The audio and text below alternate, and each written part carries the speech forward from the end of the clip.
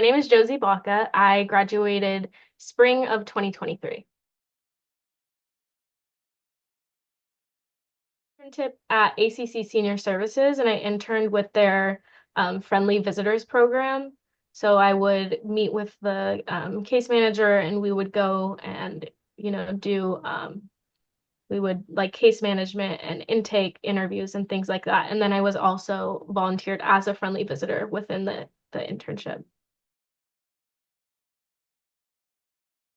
So I got a master's in public administration. I knew leaving the Gero department that I wanted to get a master's degree. I felt like I needed it to kind of further push me.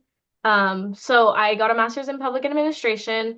I chose public administration because I didn't want to get a degree that would box me into aging.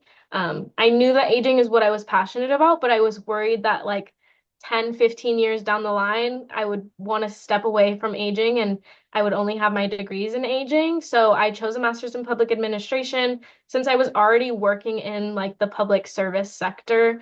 I kind of felt like that would be the best fit for me. And I didn't choose because I could have gone to a public policy degree, and I chose public administration over public policy just because I wanted less of like a governmental aspect because public policy programs typically are like really focusing on government. And my public administration degree focused both on government and nonprofits. And so I felt like that was important. Now being in the aging field, but also if I ever want to go into anything else, it would be important to there too. My thesis was on long-term supportive services or lack thereof for the middle income population and how to increase access to those services for people who do not meet the income threshold for state assisted services, but are also not making enough to pay for themselves. Once I finished my master's degree, I applied for a fellowship with the American Society on Aging. So that's a 6-month fellowship for rising leaders of color in the aging field who are driving equity and innovation and are committed to creating systemic change and improving outcomes within the aging field. So I'm halfway through that program, and it's been a really great opportunity to like create a network of aging people within the entire, United States, and also it provides mentorship and kind of helps combat that imposter syndrome feeling. So I am a policy analyst at California Health and Human Services in the Office of Policy and Strategic Planning. So I work on policy work related to mental health, behavioral health, housing, and homelessness. So a lot of this work sometimes looks like research, but it also is supporting both state departments and counties and organizations on implementation of like large bills and large like there's all kinds of things that we're doing at the state of California that requires some support with implementation. So for example, recently California passed Proposition 1, which is transforming the Mental Health Service Act to the Behavioral Health Service Act, which is a large transformation and requires lots of support and implementation. And so my office and myself help support that implementation with both departments and county partners as well. When I went into gerontology, I originally was thinking I would go into nursing because I come from a family who works in the healthcare system. And when I said, older adults is the population that like I wanted to work with and felt passionate about, everyone was like, oh, become a nurse. And so I was like, okay, I'll become a nurse. And then through like volunteering with Meals on Wheels and kind of different volunteer opportunities being in like nursing homes and facilities, I kind of quickly realized the disparities within the aging field and how not everyone gets the opportunity to age with dignity and age how they would want to age. And so that kind of quickly led to that feeling of like, there needs to be systemic change in order for this to be equitable for everyone. And kind of the way that you do like systemic change is through something like policy. And so with professors like Catherine Koss and classes like the social policy class, it kind of led me down the world of policy. And then I think I just got lucky with this job a little bit. The state is a really hard place to get into. And I feel like I not only got into a state position, but also a state position that really closely aligned with what I was passionate about.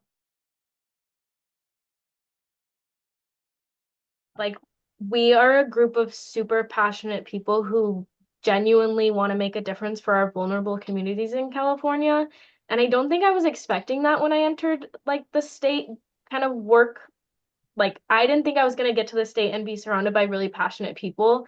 I thought I Mhm. would get to the state and just be surrounded by like everyday state workers. And but I work with people who are extremely passionate, who have lived experience and who genuinely like want to make a systemic change and make a difference and want to fight for populations like our aging population, our homeless population, our immigrant population. It's a group of really passionate people, and it's really um, it's affirming to be in the work and to like be with people who want to be innovative and creative and really find a way to serve those communities. The most challenging part is kind of like I touched on earlier, the work is always changing, so that can be difficult to like you can never predict what a day is going to look like. Um, so the work is ever changing. It also requires a level of confidence to be able to fail. I Yeah. work with a lot of the directors of all of our departments, like Department of Social Services, Department of Healthcare Services.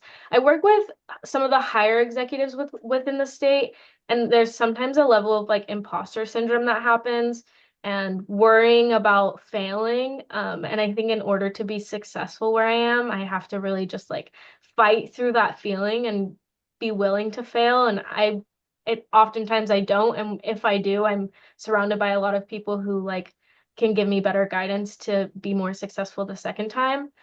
So that was a big learning curve, and it's something I'm still learning every day is to kind of fight that imposter syndrome and be willing to fail. So I would say my time in the gerontology department shaped my professional path mostly due to the interdisciplinary approach that they take. So like I said, I originally entered with the idea that I would go into nursing, and being in the program and like seeing the different parts of aging and the like whole person, whole systems approach really allowed me to like venture into something that I originally had kind of no idea existed. Um, so I would say that really shaped who I am, because if it wasn't for that like interdisciplinary approach, I probably would have never gotten into policy and would have just stayed in the healthcare route. I don't think I fully separate my like personal life from my like career. I Yeah. think the Gero department really like kind of lit a fire under me to be like, you can do it and just keep working. And so like I feel that way in my personal life too. Like my career is like where I want to focus. And I feel like that transformation happened within the gerontology department. I think if you asked Abba what I was like my first semester as a gerontology student, she would say she wouldn't imagine me here today. So I think some of that transformation happened with throughout the program. Oh, I wish she was here. If she was here, I'd call her over. Yeah. Oh, no way, come here. She, Josie just talked about you. Hello. Hi. I was just talking about you. How are you doing? I'm doing good. How are you? I'm good.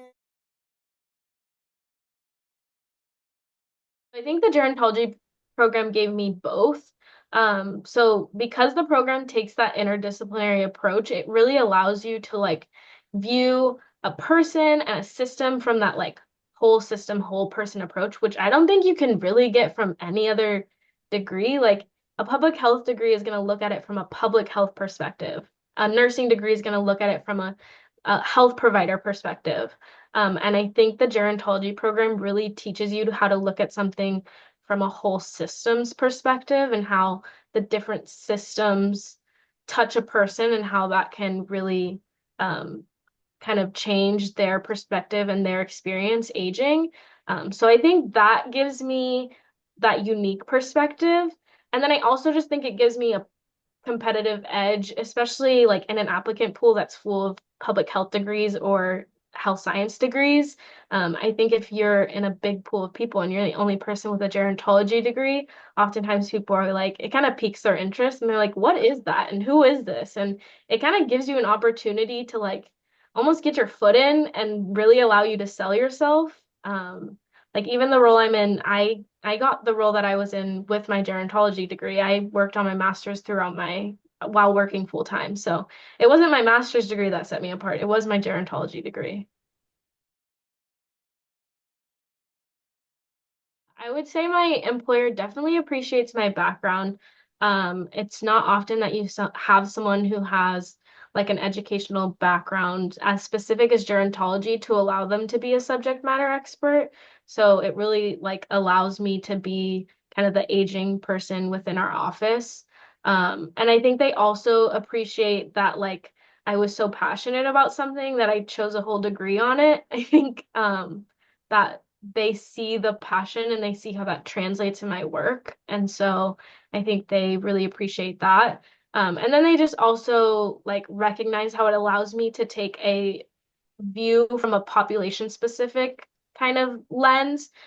So like when a gerontology degree, you're really looking at it through the lens of a gerontologist, like in the population of aging. And you can kind of take that lens and transform it in a way where you're looking at different populations, and it's also really helpful. So I also I work on our children and youth behavioral health initiative. And so being able to have the ability to like and knowledge to look at aging through the lens of that population allows me to kind of take the glasses off and put new glasses on and look at the children and youth population in a similar way. I can also kind of bring in the perspective of like, what does the intergenerational exchange, like the importance of that look like? So yeah, they definitely appreciate it.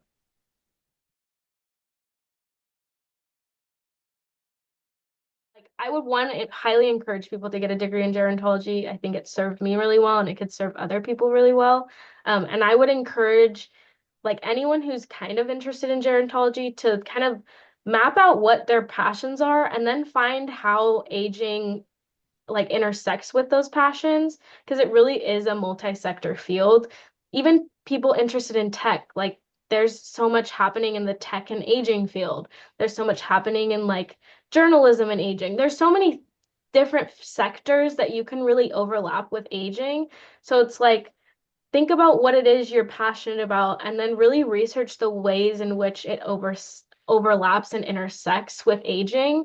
Because you can navigate the gerontology program in a way that you're sticking to like your intake, take the service learning and your internship and capstone seriously and to really apply yourself because everything that you do within those is building your resume. Like my entire resume, even though I worked through my undergraduate, my entire resume was built on my internships, my capstone, and my service learning because that's what I felt was most like transferable and important when applying for like state jobs, for instance.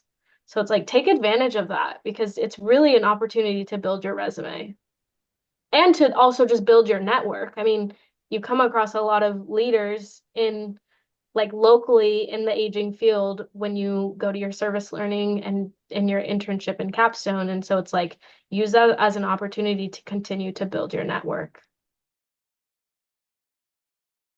If you do pursue a gerontology degree to use the scholarships that are available because those scholarships are so good. Like I paid for my entire undergraduate basically without loans because of those scholarships that were available.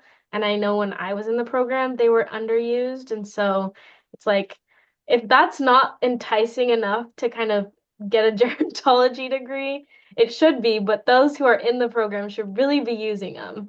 So it's like use those scholarships and apply.